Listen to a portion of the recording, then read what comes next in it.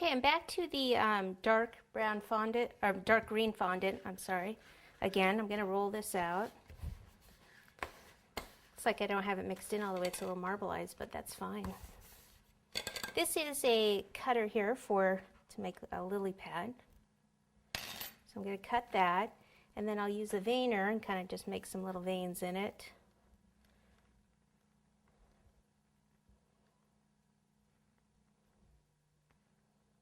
Come out here, like do one center one there, and one out here. I don't know if that's exactly what the lily pad is supposed to look like. That's how mine looks. And then I can take this and I'll place this one right here in the water. And I really only have room for one. Okay, the other thing I want to do, I'm going to place a flower in his hand there. So what I want to do is the stem in the dark green. So I'll just take a piece of this and start to roll it out, making one end that's going to be a little bit narrower than the other. Okay, I want it to kind of hang down here. So what I'll do is just take it and kind of place it right in here. Just kind of attach it like that and just kind of let it hang down like that, because that's how it would be. Okay, and now for the flowers, we take some white fondant, and I've got these cutters here. These are actually daisy cutters. If you have lily, or if the water, it's a water lily is usually what's in there. But when I get to this point, it's like, oh, do I want to make the water lily also?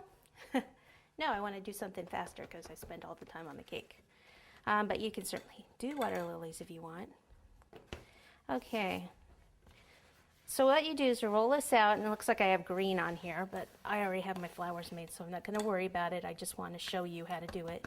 Some cornstarch down so that the fondant slides. Take one of your cutters, place it on here, push down, pick it up, and then go like this. Push down on the plunger, and then pop it out. And then take plastic wrap. So you should do these ahead of time like I actually have done. So there's a larger one there. Then you can do a smaller one. Just vary the sizes so when they dry, then I can put the small one on top of that one, and you'll see what I mean in a minute. So let me just go take a quick break here, and I'll go get my the flowers that I've done ahead of time, and we can pop them on. Okay, so here's some that I did last night, and this is just egg yellow buttercream in a bag. I'm just going to snip off the end. I could take a little and pop some in there and then see which ones kind of fit. Make sure it's going to stay in there.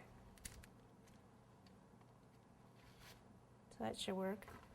I put this one right up. It's like I got one shot to put this on, and my hands are full of buttercream. I think I'm going to put some fresh buttercream underneath it.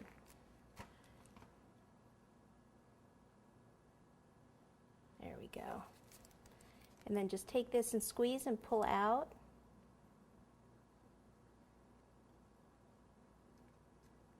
Okay. And we'll do one on the pad down there.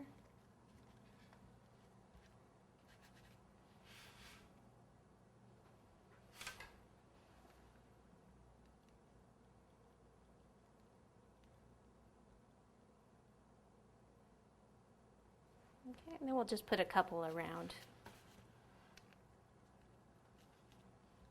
Maybe wherever they need it, like one over here.